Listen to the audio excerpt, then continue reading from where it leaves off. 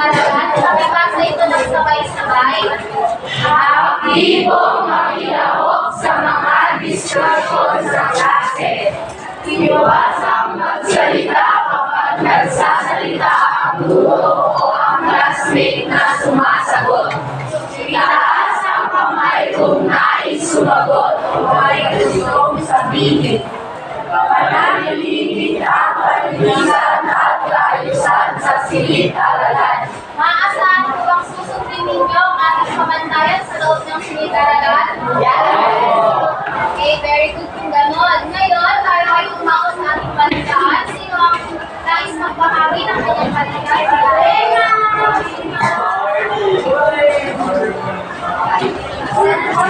Vice President awarded in February 27, 2025 by last Lawrence Anak.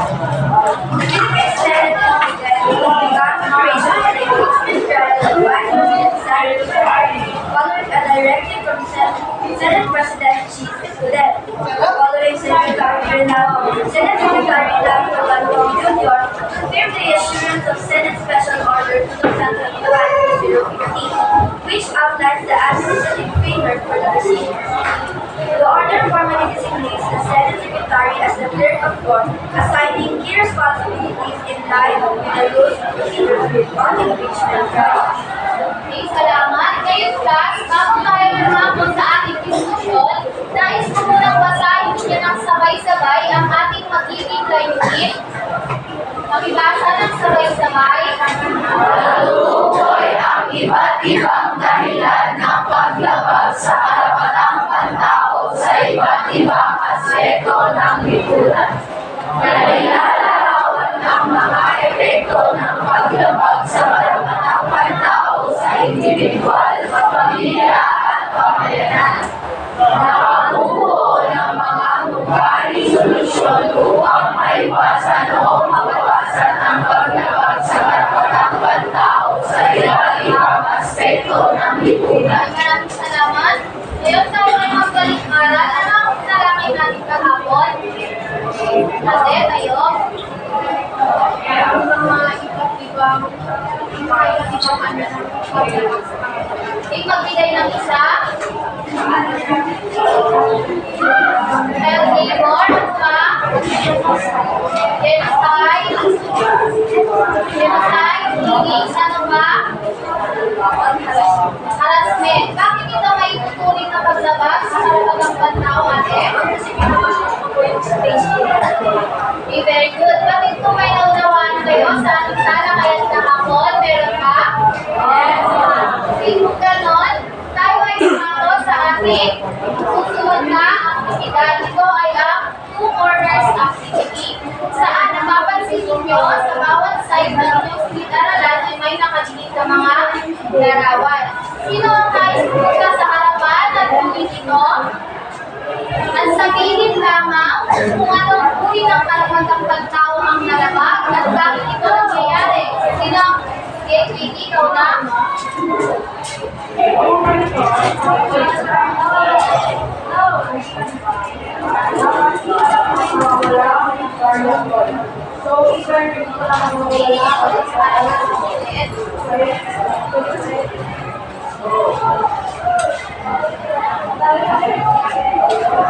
Ano sa tingin mo ang karapatang pagtao ang nalalabag? Child labor, ano ba ang child labor?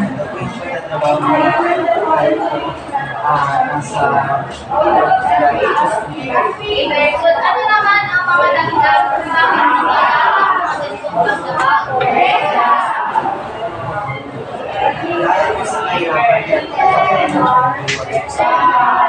Especially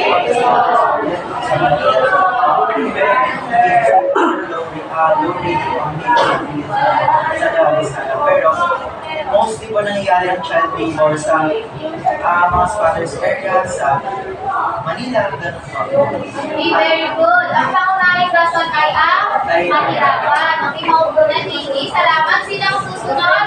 Sabina?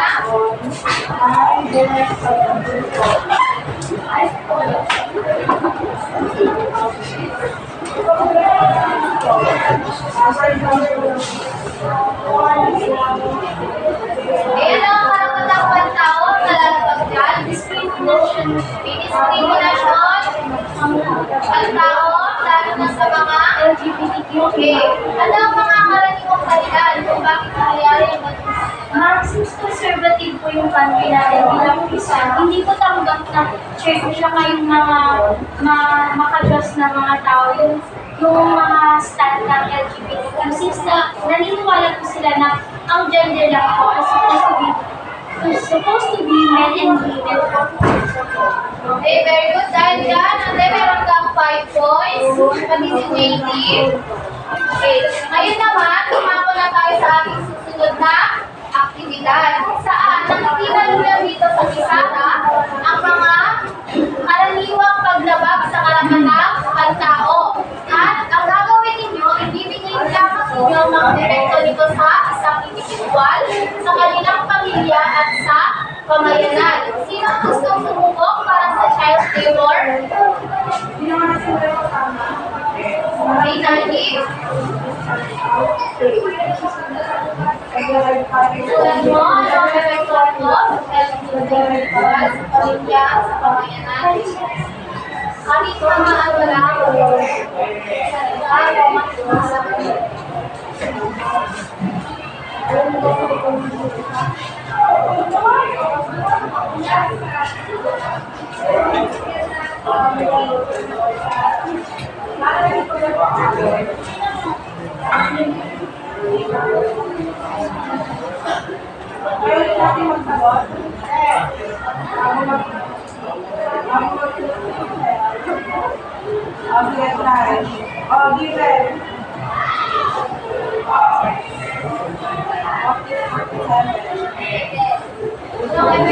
sa pamayanan?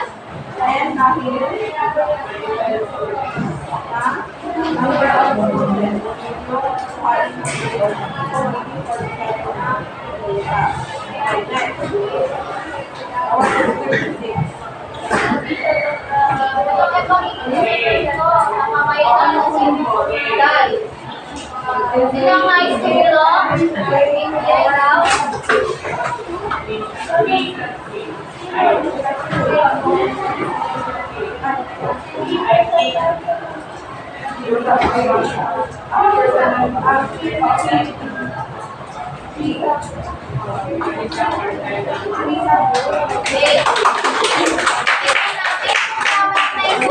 Ang epekto daw ng child labor sa isang tao ay kakulangan sa edukasyon. Tama ba?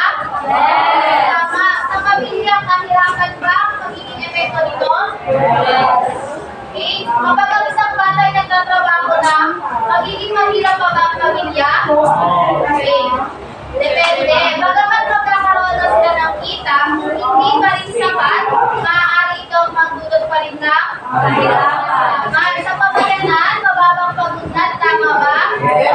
Okay, next, para sa harassment, sino ang nais sumubok? Ibang kamay naman. Ano ang maaaring maging epekto nito sa isang taong na-abuso o nakaharas?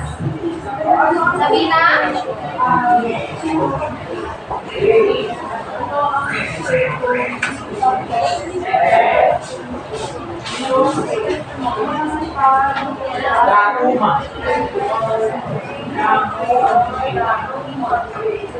Sa pamilya?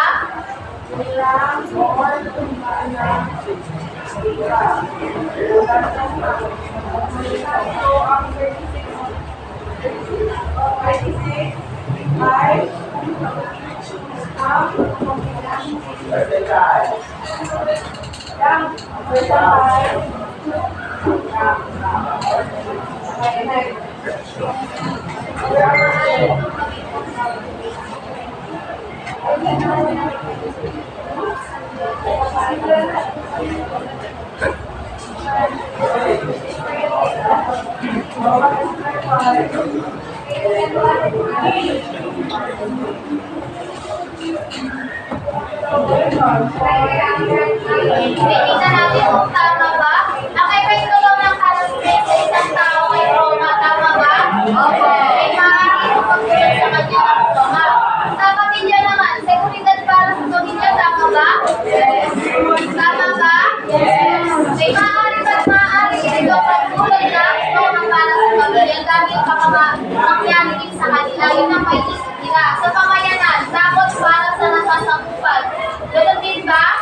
Opo. Okay, para sa susunod, sino ang gustong sumubok? Dito naman. Sige, ate.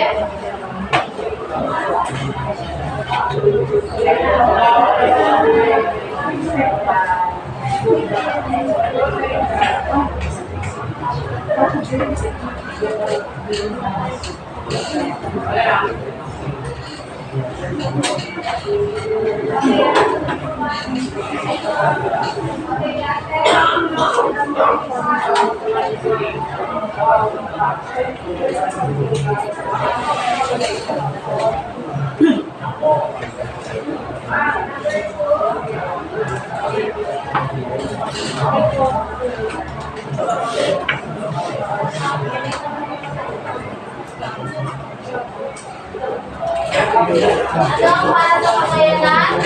Sige, kuya, ikaw.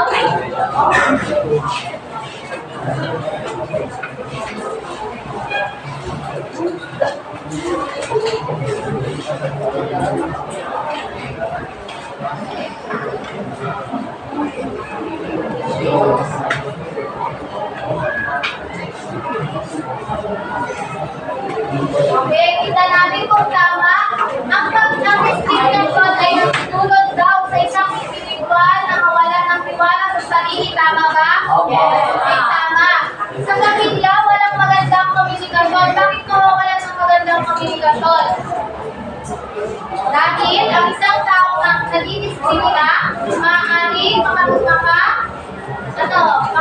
ng depression at maaaring hindi na sila makausap. Sa pamayanan, walang pagkapantay-pantay. Tama ba? Ang epekto nito, maaaring maramdaman ng mga tao sa inyong komunidad na walang pagkapantay-pantay. Okay, para sa susunod,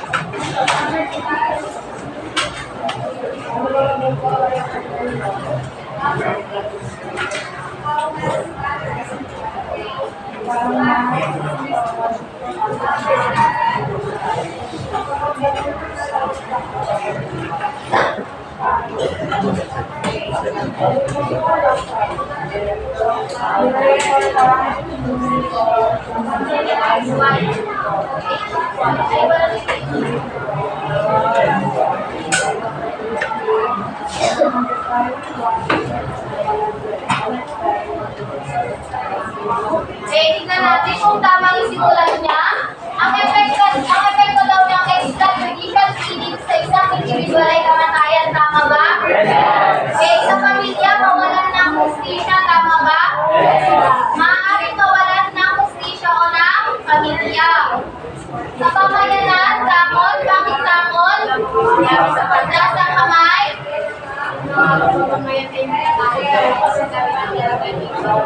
Okay, baka maaaring mangyari rin sila o sila ang isusunod. Next, paglabag sa karapatan ng manggagawa. Ano? Ikaw?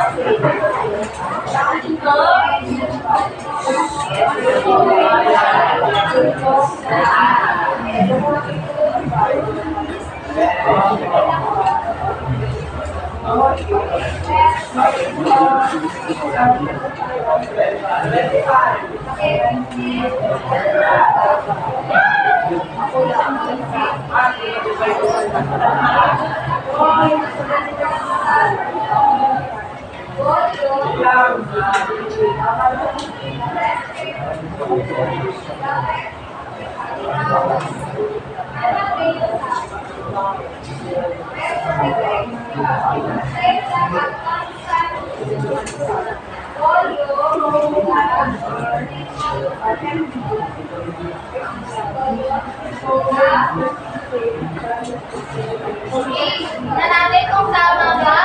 Ang paglabag sa karapatan ng manggagawa ay ang epekto nito sa isang individual ay mga abuso daw sa oras ng trabaho. Tama ba? Yes.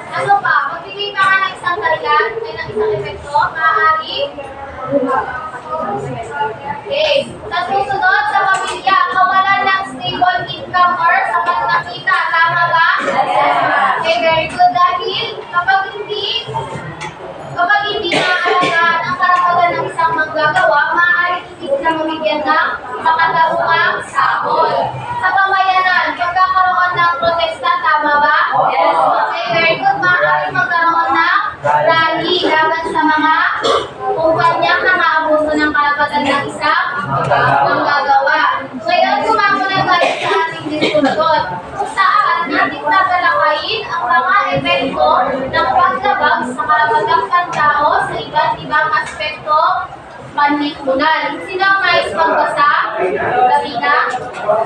Mga epekto ng paglabag sa karapatang pantao sa iba't ibang aspektong panlipunan. Bukod sa pisikal na karanasan, naranasan ng isang biktima ng paglabag sa karapatang pantao.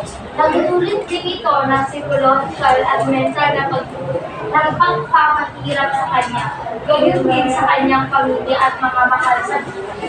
Okay, very good. So, pagkabang isang tao ay nakaranas, halimbawa ng pang-aabuso, hindi lang ito maghihilang maapektuhan ng kanyang pisikal, kundi pati ang kanyang damdamin.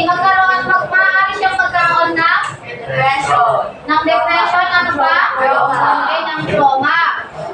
Ngayon, paano naman makakatulong ang suporta ng pamilya at komunidad sa muling pagbangon ng isang biktima? Halimbawa ng isang biktimang naabuso. Paano siya matutulungan ng kanyang pamilya o ng kanyang komunidad? Sige, ate. Para hindi niya namin maalala yung nangyari. Okay, mag-banding, ano pa? Ipasyal po siya sa kanyang psychiatrist. Okay, ano pa? Pagpapaalala po sa kanya na hindi siya kasalanan ng Okay, kailangan nating damayan ang taong nakakaranas ng pang-aabuso. Ano ba? Paglabag sa kanyang karapatang panatao. Para sa susunod, pakibasa, Dave.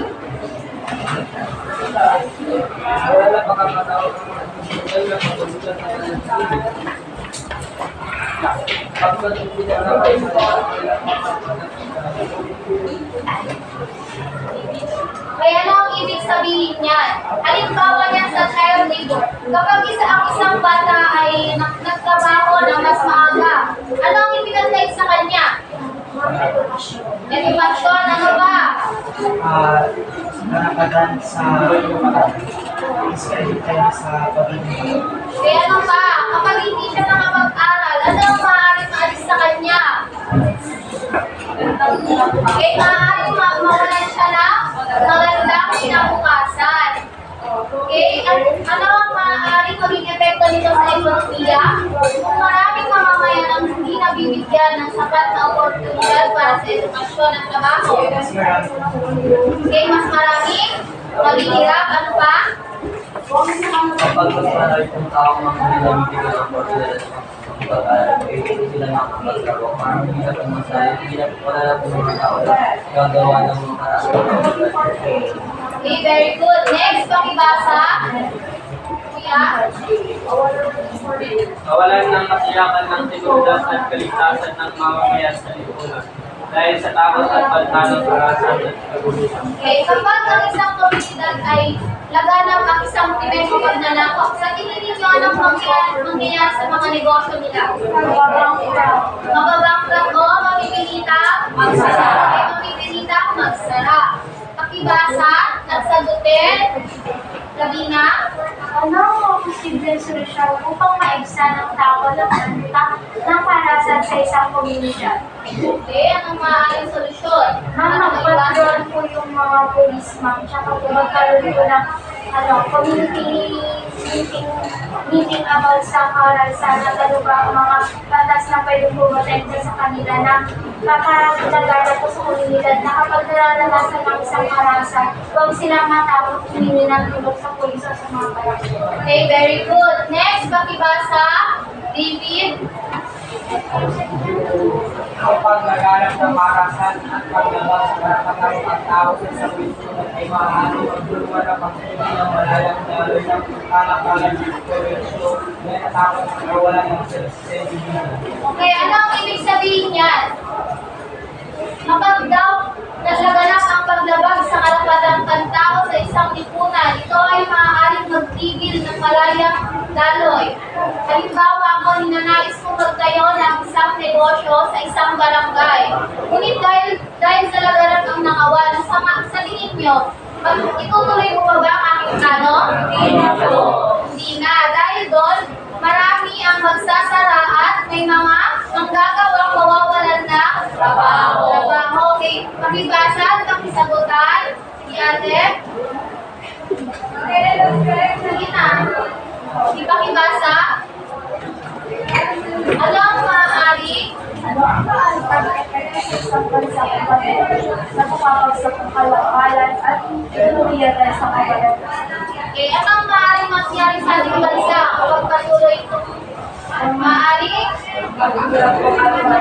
May maaaring maghirap ang ating bansa, ano ba? Hindi po ulan. Okay, very good. Maaaring bumagsak din ang ating ekonomiya at mahirapang umunlad. Next, pakibasa. Wala ng tiwala ang mamamayan sa pamahalaan dahil sa kawalan nito ng kakayahan maitaguyod ang karapatan ng tao.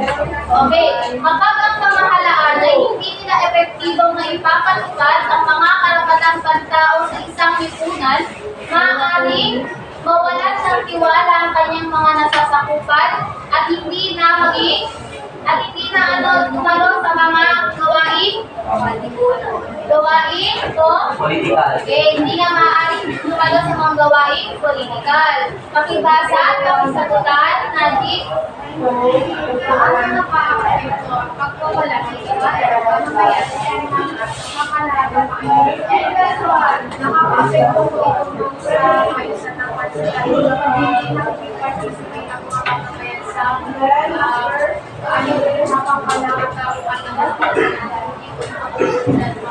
hindi lang po yung mga participate at participate political, mga bumoto, mga tsaka yung hindi po yung mga gulong.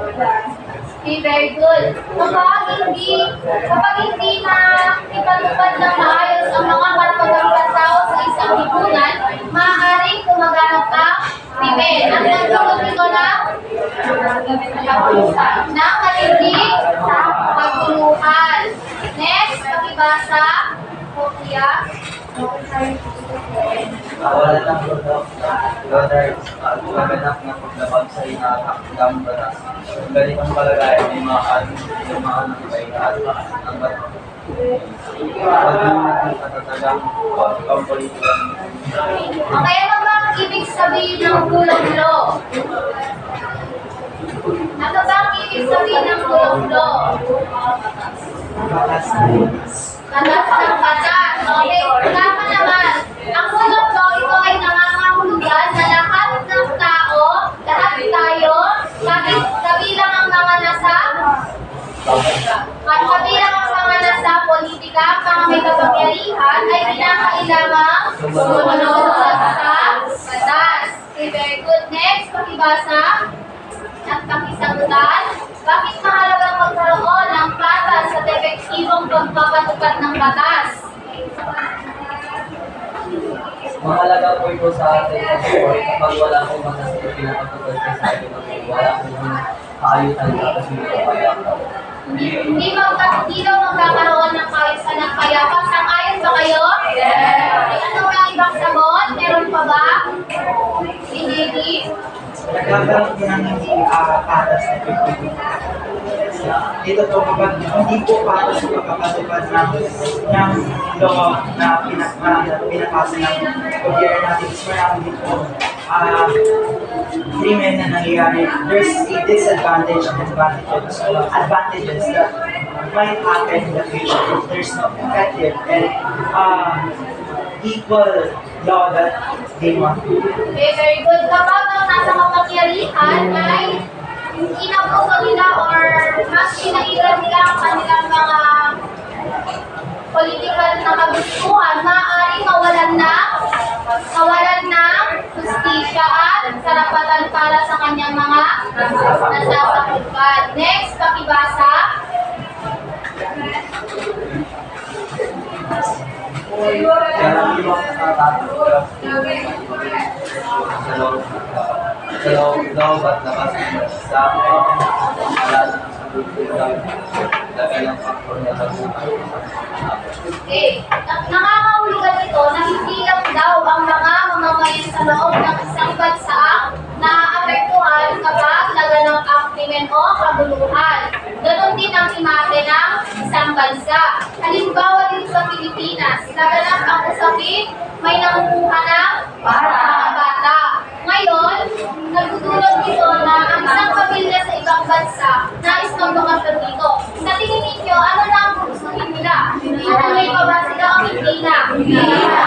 Bakit mo nasabi, ate?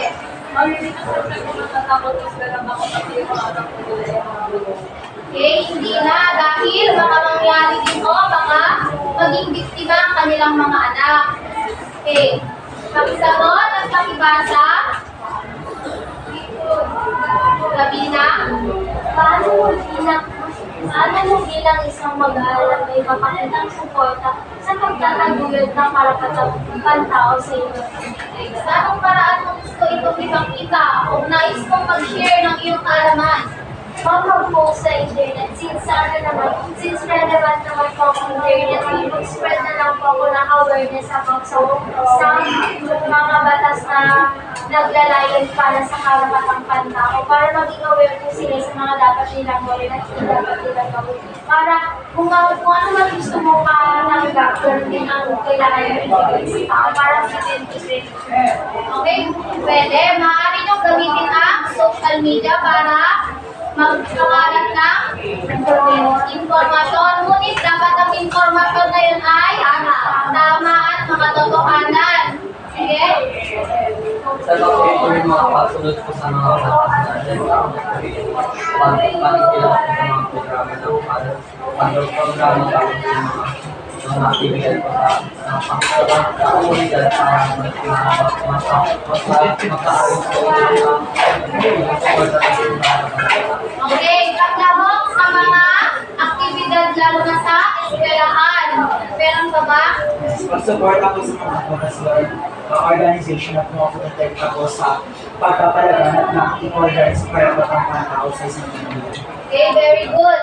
Ngayon, tayo ay magkakaroon ng isang group activity kung saan kayo ay magbabalita. Ito ang group 1, group 2, at group 3. Sa inyong balita, ito ang mga kinakailangan ninyong sagutin. Una, kailangan ninyong suriin ang balita. Hanapin ninyo kung ano ang nangyari, sino ang naapektuhan. At kinakailangan ninyong magbigay ng mga solusyon patungkol sa issue sa balita. Pangatlo, kailangan nyo ibalita ito sa malikhaing paraan. Nauunawaan ba? Okay. Para sa balitang iyan, magkakaroon tayo ng rubrics. Ang kabuuan nito ay 25 points. Nilalaman, kalinawan ng pagsasalita, organisasyon, kawastuhan ng wika at kakayahang makatawag pansin. Handa na ba kayo?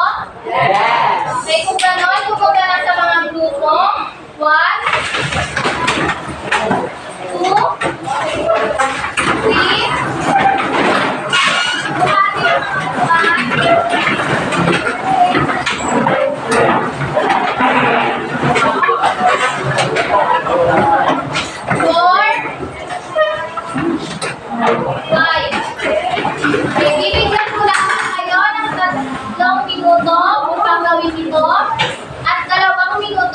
ibahagi ito sa klase. Naunawaan? Yes, ma'am. Group 1, Group 2,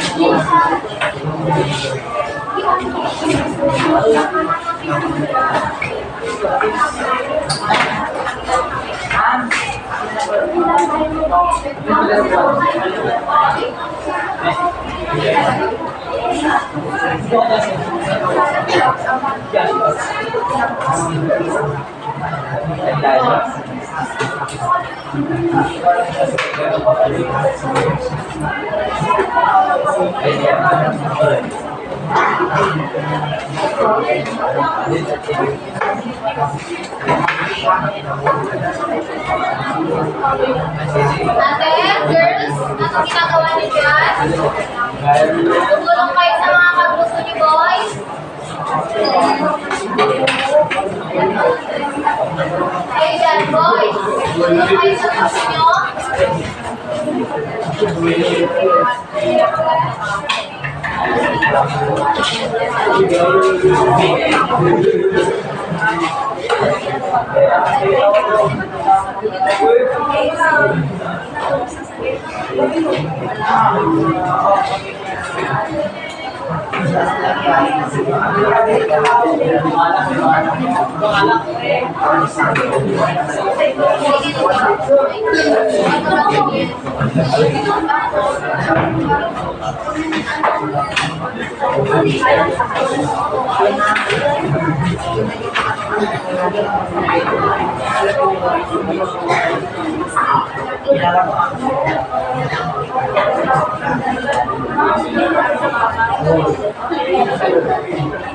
Boys, tutulong kayo sa grupo niyo? Magsulat na kayo.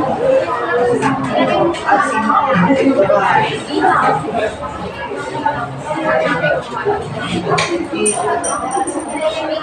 Boys, tutulong po yan.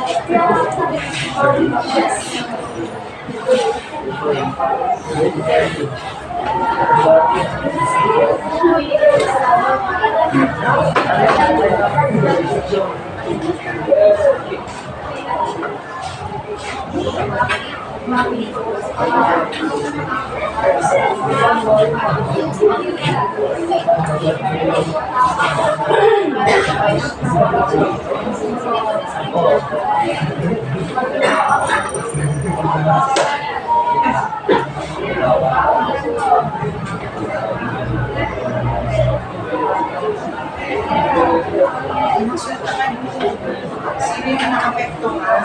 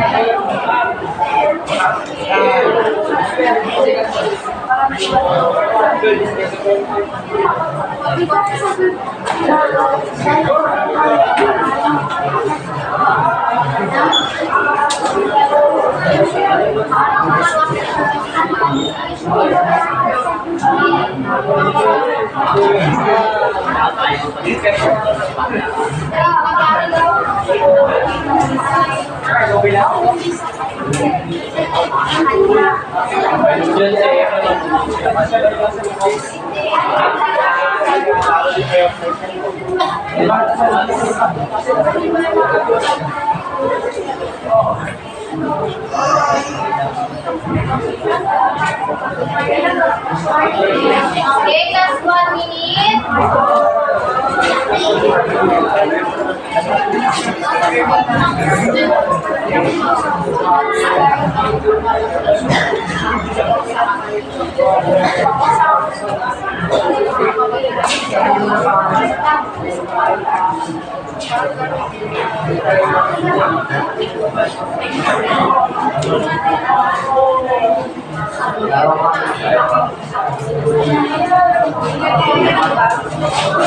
Okay,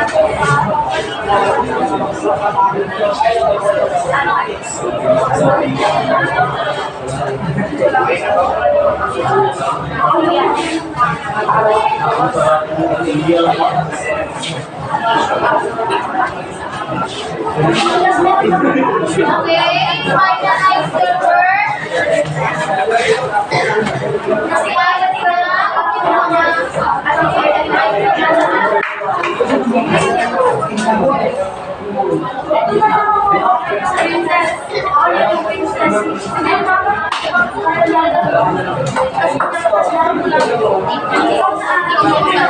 Okay, magsimula na tayo sa group 1.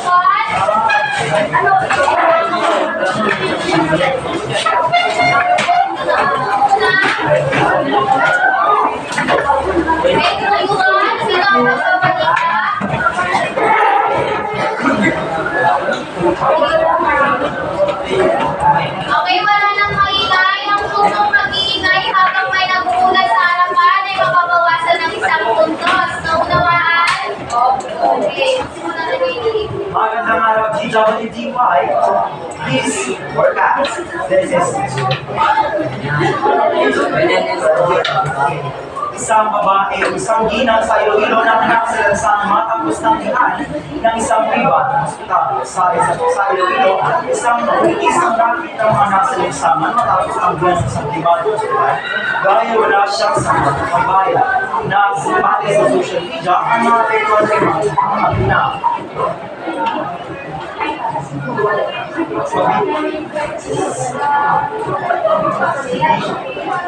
Solusyon na bigyan sa gobyerno, magbigay ng libreng serbisyo para sa mga tao hindi sa iba't pambayad sa mga maraming nagmumulagi na marami namang build up na ating pwede.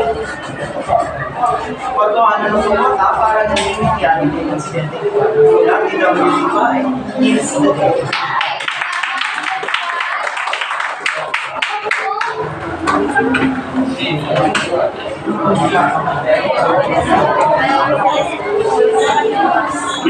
Ito ang mga nagbabagang balita sa TV Patrol!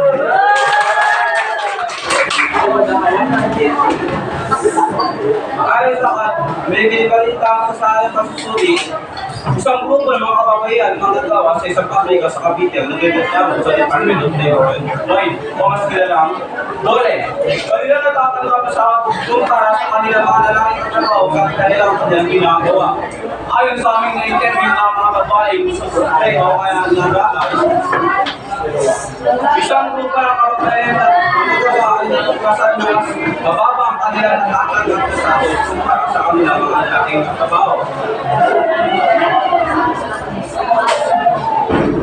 Bukod sa aming mga na-interview o na-research, mababa ang kanilang sahod at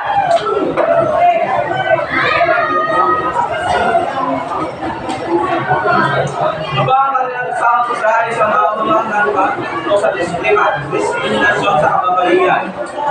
Muli, ako si Nestor B. Vinigar, Gagulat, back to you, Mark Logan.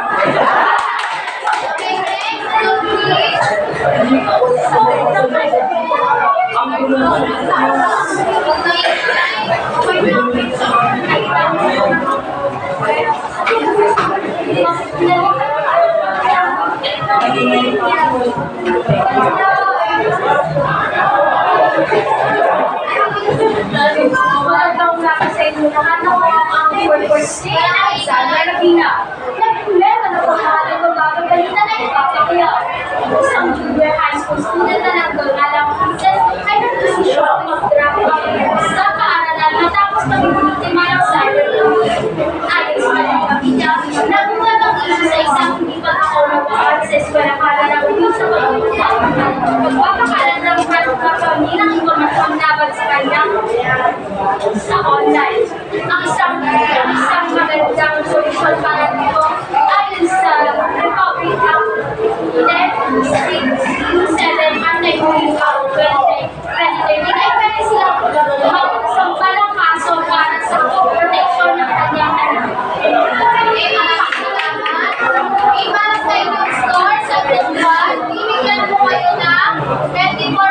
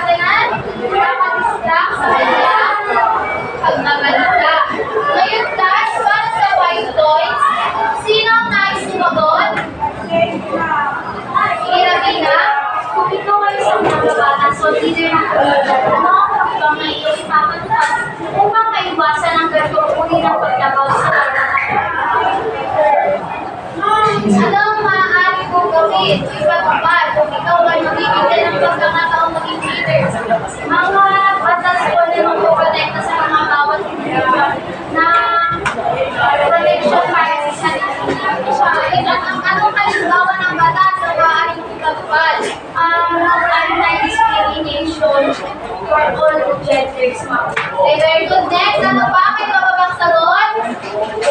Okay, wala na. Kung ganon, para sa inyong pena, gagawa kayo ng isang video na nagpapakita kung paano kayo bilang isang mag-aaral maaari makatulong sa pagpapalaganap ng kaalaman tungkol sa karapatang pagtao at pagprotekta nito. Sa unawaan, ang magiging grupo ninyo ay ito na, Group 1, 2, 3. Kailan ang submission? Next week? Wednesday, okay? Ganon, pag-guys ng mga upuan. 1, ay 5,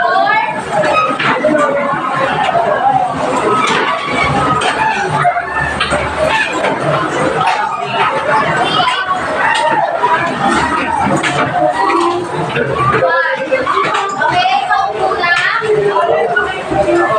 Okay, ano ulit ang mga epekto? Ano ulit ang mga epekto ng paglabag sa harapan ng pagtao? Anong maaaring maging epekto nito? Okay, matutulog sa isang tao. Ano pa? Pawala ng tiwala sa sarili at nagnasin. Okay, ano pa? Meron pa? Okay, Najib?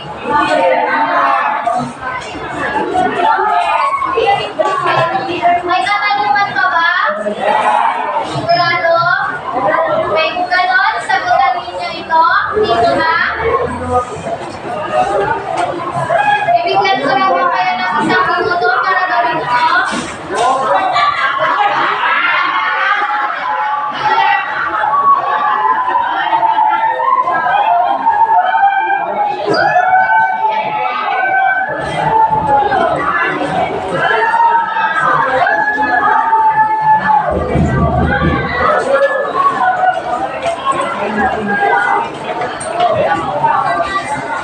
May magsimula na. Isang minuto lamang.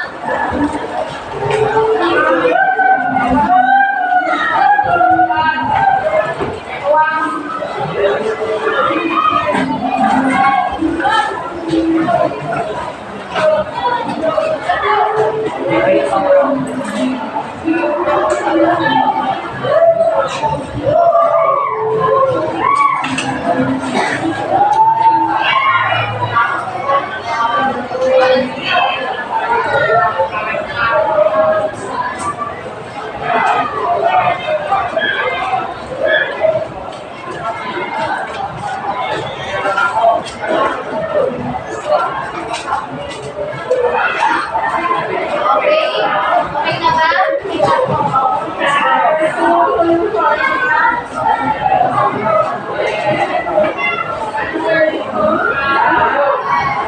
Okay, last 30 seconds.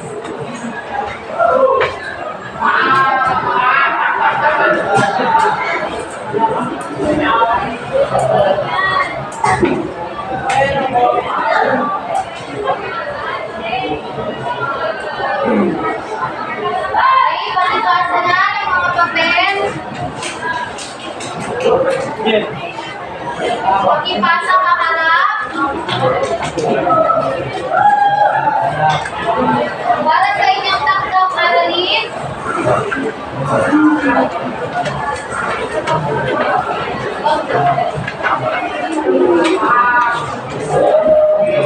Pag-inipunan na lang ang lisensya GC.